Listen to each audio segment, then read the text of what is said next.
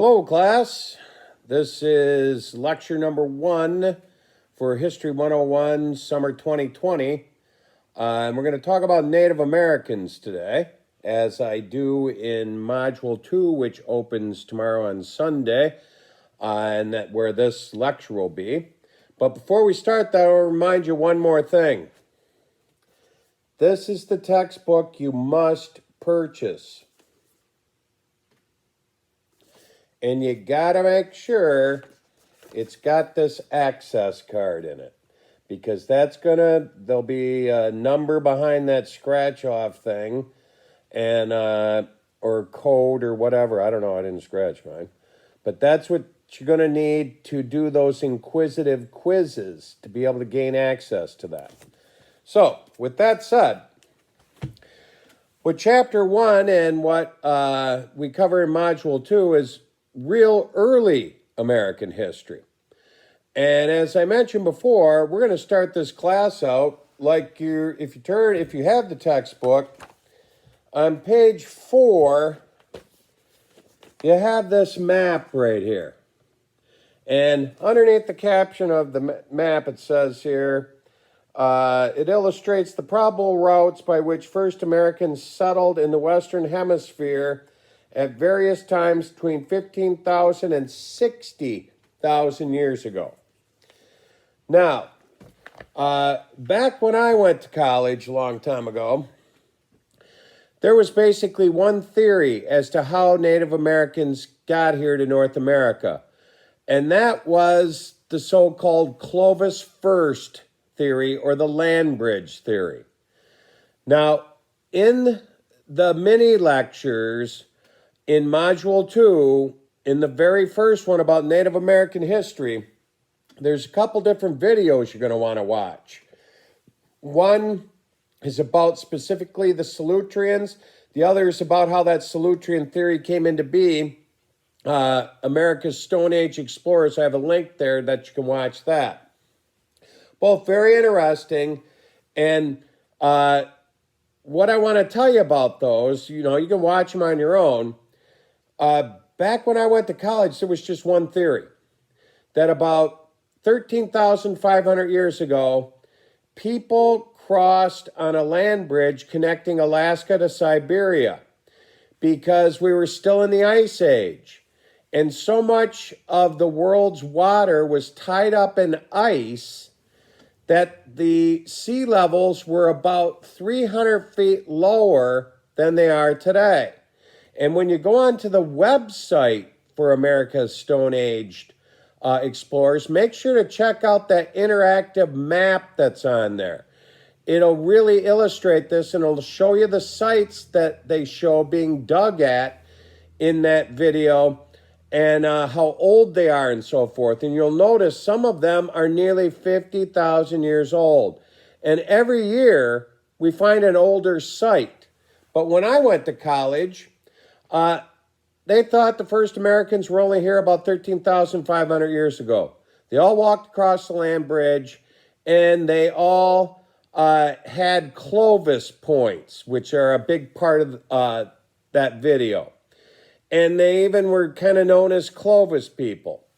Well, after you watch the videos, you'll discover there's no such thing as Clovis people. People were here in North America thousands of years before there were Clovis points, about 13,000 years ago. And Clovis was just a technology that spread around the people that were already here. Kind of like, the professor from Texas who used the analogy of John Deere tractors. I like to use the analogy of cell phones. Cell phones are a technology that spread around the world very rapidly. It wasn't a bunch of cell phone people who spread around the world. So, there's many different theories into the different routes that these people took up to 60,000 years ago now. Some were totally by water along the present-day coast of Alaska and California. And obviously the Solutrean theory, once you're introduced to that in the videos I want you to watch, those are people who came from Europe probably about 25,000 years ago. And they lived in southern France and Spain. And there's pretty good proof that they're part of the mixture that makes up Native American people here in North America today also.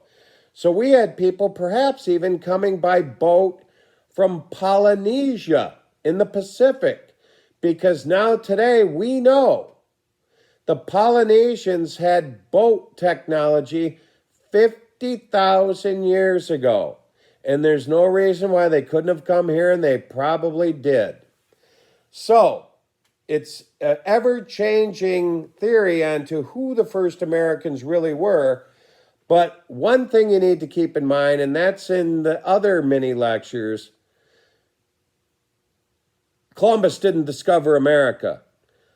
A Native American did maybe 60,000 years ago, not 1492. And I'll be talking a bit more about Columbus later. I'm going to record another lecture this week. But obviously, when Columbus arrived here in 1492 in the Caribbean, there were approximately 30 million people living in North and South America, at least. So they're all waving to him. It wasn't a new world. It was new to him. So, the other thing that I want to cover today, in your textbook, you have a map on page 7. Bear with me for a second. It's called The Native Way of Life 1500. So in other words, different cultural groupings of Native Americans in North America around the time that Columbus and the Spanish showed up. Now, I really don't like this particular map.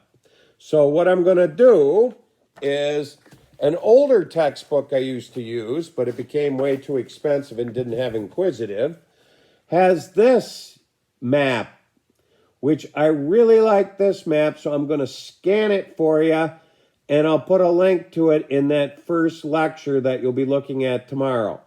So this is the map I'm really going to be referring to. And so you're going to want to, look at that on your computer screen while you watch this, or print one out or whatever. But today what I want to talk to you about are the Native Americans that were in our backyard. And on that map, when you view it, they're the Native Americans of the Northeast. Or when you see different versions of the same map, a lot of times that area is labeled the Eastern Woodlands. And Native American people back in 1500 lived according to the environment that they lived in. Unlike Europeans, Native American people did not think they could modify the environment to their liking. They modified their lives to the environment that they resided in. So in the Eastern Woodlands, for example, it's a big, giant forest. It's a deciduous forest that stretches from the Mississippi River all the way to the coast of Maine. And as a saying used to go, that if a squirrel entered the tree canopy on the east side of the Mississippi River, that squirrel didn't really have to come down to the ground all the way to the coast of Maine. It was one giant hardwood forest. So, obviously the Eastern Woodlands live in the woods, and they're going to be very dependent on that sort of environment. Now, let me give you an example of what I'm talking about, the European or Eurocentric sort of point of view when it comes to the environment. One of the best examples I like to use is New Orleans. I don't know if any of you have ever been there, but the city of New Orleans is literally below sea level. Now, most of you remember, or at least you've read about it anyway, the horrible disaster of Hurricane Katrina, when all the levees and dikes and pumps that keep the water out of New Orleans failed. The hurricane blew all that water in there and flooded the entire city. Thousands died, and it was a horrendous scene. Now, that whole settling of New Orleans and building a city there is in a European frame of mind. Native Americans would have never built a permanent settlement where New Orleans is today. Because guess what? It's going to flood every year. The Mississippi River floods. And back when Native American people were living only in that area, they weren't building dams and dikes, and obviously they didn't have electric pumps to direct water around. They just didn't live there because they knew at times of the year it's going to be underwater. If a hurricane hits, it's going to be underwater. So their villages are going to be on high ground. They might go down to the New Orleans area to fish and hunt periodically when it's dry, but they certainly wouldn't try to live there year-round. Look at what we do thanks to our European traditions. We think we can conquer Mother Nature, build a city below sea level, and keep the water out. Guess what? It doesn't work. And it's going to happen in the future. New Orleans will flood again, I guarantee you, especially with the rising sea levels. So enough on that. I want to get back to the Indians who lived in our neck of the woods. And here's another point I want to make to you. There's two acceptable terms for these people: Indians or Native Americans. I have several Indian friends, especially Mohawks. They don't care if I call them Indians. They don't care if I call them Native Americans. Either or. Doesn't matter to them. They know who they are. Other Native American people are a bit more touchy about it, especially some of the tribes of the Midwest like the Lakota, or as they don't like to be called, the Sioux people. They resent being called Indians because it was a name falsely given to them by Columbus that I'll tell you about the origin of that term in a later lecture. But the native people of the Northeast, as I've already established, depend on the woods. And you guys probably remember doing little projects in fourth grade. I remember my daughters doing it when they studied the Iroquois people of New York. Build a longhouse. That's how these people lived. They've got plenty of wood, so they're going to construct very sturdy homes out of wood, which is using, saplings and so forth as the frame, covering them traditionally back in the day in elm bark when elms were a common species to New York. And these were very sturdy homes that, most importantly, when winter came, which is going to come, and as we all know, in fact, tonight it's supposed to get down in the 40s, so here we go, from 94 down to 44 in a matter of a couple days. But anyway, you have to stay warm. Long houses stay very, very warm in the winter, and it allows these Iroquois people to sort of hunker down and live out the winter that they're prepared for. So they depend on wood for their homes.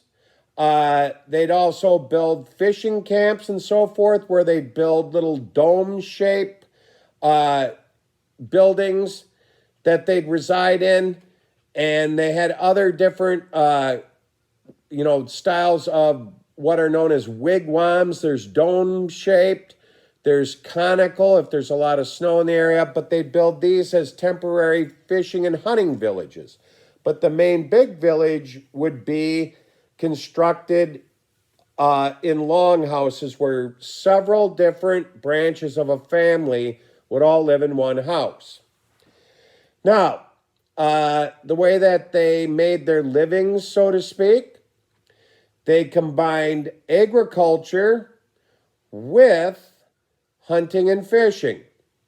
And the Iroquois people, and we'll get into them in more detail maybe later today if I have time, or in a following lecture here very soon, used to grow what's known as the Three Sisters, or Three Sister farming, growing corn, beans, and squash.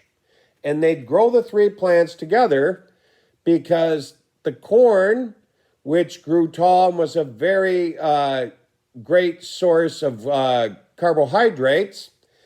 They would plant that. Underneath it, they would plant squash and beans. The type of beans they would plant today, if you're a gardener, are known as pole beans. They're bean plants that climb up a string or a pole. Well, in this case, they'd crawl up the corn stalk. So you'd be able to pick beans right off your corn stalk too. Then the squash would be planted below the corn. And if you know anything about how squash grows, it has very giant leaves, which shades the ground underneath the corn and stops weeds from growing. And then obviously you can harvest the squash too. But it saved them from weeding all the time. Pretty ingenious when you think about it. You don't have to bend over to pick your beans, and you got squash there doing the weeding for you. Now, in the Iroquois civilizations, the duties of farming fell upon the women and children. They were the farmers. The men of the tribe were the hunters and fishermen, and it was their role to provide the tribe with fresh meat during hunts, but also to provide them with a stockpile of fish that they could process for winter eating. They'd set up big smokehouses, and after they caught big runs of, for example, salmon in the fall, they'd smoke that salmon so they'd have protein sources all winter long when they were hunkered down in their longhouses waiting for spring to come. Now, so it was divided up among the men being the hunters and fishermen and the women and children being the farmers. But in Iroquois society, one thing I want to make sure that you understand about them, they are matriarchal societies. And what that means is that the women have all the power. And typically American society and European society, where we inherited this from, we're a patriarchal society, where especially in the past, the men had all the power. Remember when, well, you guys don't remember, but you've studied it, women in the United States couldn't vote universally till 1920. Now, also very typical, to give you an example, when a man and woman gets married, typically the woman will take the man's last name. Now, here's how it works in a matriarchal society. When a man and woman get married, that man joins his wife's family. He packs up and moves out of his family's house into his wife's mother's house or grandmother's house, because her grandmother is going to be a clan mother. And she's the one who rules the roost. And he lives under her roof. And also in the Iroquois society, the people who governed it were the clan mothers. All the different tribes of the Iroquois, like, for example, the tribe that lives around us here, the Mohawk, had different clans, like the Turtle Clan, the Bear Clan, the Snipe Clan, and so forth. Every single one of those clans, which were family lines, had a clan mother. So then all the different clan mothers, and I believe there were 6 or 7 clans in the Iroquois. I'll clarify that for you later on. Those clan mothers would go to bigger meetings where the clan mothers from the other tribes, the Seneca, the Cayuga, the Onondaga, the Oneida, would all meet together, and those clan mothers, which were this mass group, governed the Iroquois Confederation, which was a confederation of 5 tribes originally, and then turned into 6 later on when the Tuscarora joined them, that we'll talk about later. They made all the decisions for the tribe. Now, the men had leaders too, who were chiefs. But chiefs were selected and appointed by the clan mothers. And if a chief wasn't following the proper course for the people that the clan mothers wanted him to, just as easily as they could appoint that man a chief, they could take that power away from him. I suppose in military terms you'd say they could court-martial him, which they would do routinely. So that's how things were run. And part of the reason why the women had so much power, remember, women are farmers. And being in charge of the most reliable, sustainable food source gives you power. And the children were farmers too, but obviously the women were raising the children many times when the men were off hunting and fishing, but they'd assist in the farming, and they'd build little platforms in the farm fields where the kids would all play up on it. And not only that way they could keep an eye on where they were, but they sort of acted as scarecrows too to keep any pests out of the cornfield. Pretty ingenious. So, these people of the northeastern woodlands, including the Iroquois Confederation, but a lot of other confederations like our neighbors to the east in Vermont, the Abenaki or Abenaki Indians, were all eastern woodlands or tribes of the northeast. They depended on the forest for their living, either hunting or fishing the streams or clearing small spots of the forest for farming. They lived in homes made of wood, and the overwhelming majority of them were matriarchal societies where the women held the real power. But one thing you need to also realize is, especially the Iroquois, were very democratic minded and made decisions as a whole.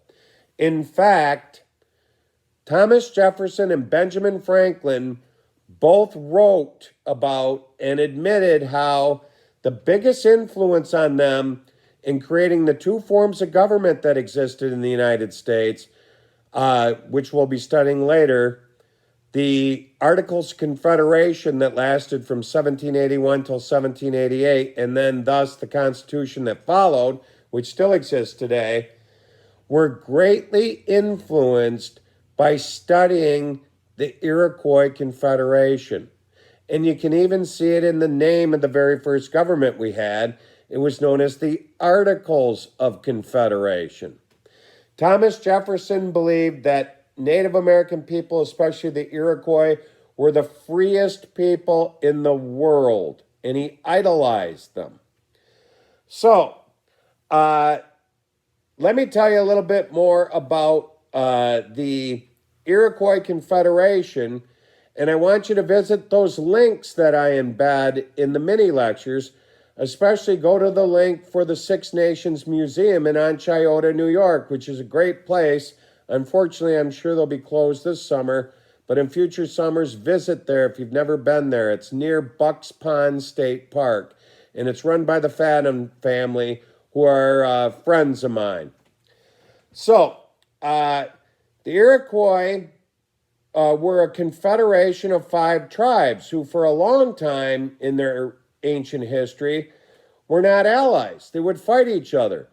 But then the legend of the great peacemaker comes about, where this man, a native, brings the 5 tribes together and gets them to live under the big white pine peace tree, and they confederate and become allies, which makes them much stronger, and obviously they're not killing each other. So, the 5 tribes of the Iroquois are the Mohawks, which are the keepers of the eastern fire or eastern door, because we're at the eastern side of the Iroquois Confederation right here in the North Country in Lake Champlain. You have the Seneca, you have the Cayuga, you have the Oneida, and you have the Onondaga. Those are the 5 tribes of the Iroquois. Now, later on in the very early 1700s, A tribe from North Carolina and Virginia who were sick and tired of their brand new English neighbors who first came to Jamestown and then started populating the whole area. The Tuscarora tribe will negotiate with the Iroquois Confederation, and they will be allowed to move north, join, and become the sixth nation of the Iroquois. So in the 1700s, they transformed from the 5 nations to the 6 nations. The Iroquois were very, very powerful, especially in the state of New York and the surrounding areas. They were feared by other native tribes. Settlers feared them. They were real power brokers because they knew they were united and they had a common purpose. Plus, they were very democratic, and we learned from them, including the likes of Benjamin Franklin and Thomas Jefferson. So, read chapter 1 in your book. I'm going to scan and post that map for you. And later on this week, I'll come back and I'll talk to you a little bit more about Native American history and Christopher Columbus. So, everybody take care. Module 2 is going to open tomorrow. Jump right in, start discussing. So far, you guys haven't discussed anything, which you're going to find out. It's a big part of your grade. Better get to work and get doing it. And especially, Module 2's graded discussions. And a couple more reminders. Module 1's open right now. The 2 big tasks that you have in that module before it closes on June 3rd, excuse me, there's an extra credit essay. You need to do that. Many of you are going to need extra credit when it comes to the final grade. And it's an easy assignment. Just write it and submit it. And I also want you to pick your topic for your local history paper. I've explained to you what that's about. There's a detailed explanation in the course itself. You got to pick a local topic from around the North Country and submit your proposal to me for my approval. So that's it for today. I'll be talking to you sometime next week about other Native Americans and Columbus and the European contact period. So take care. Please get right to work in the class. Bye now.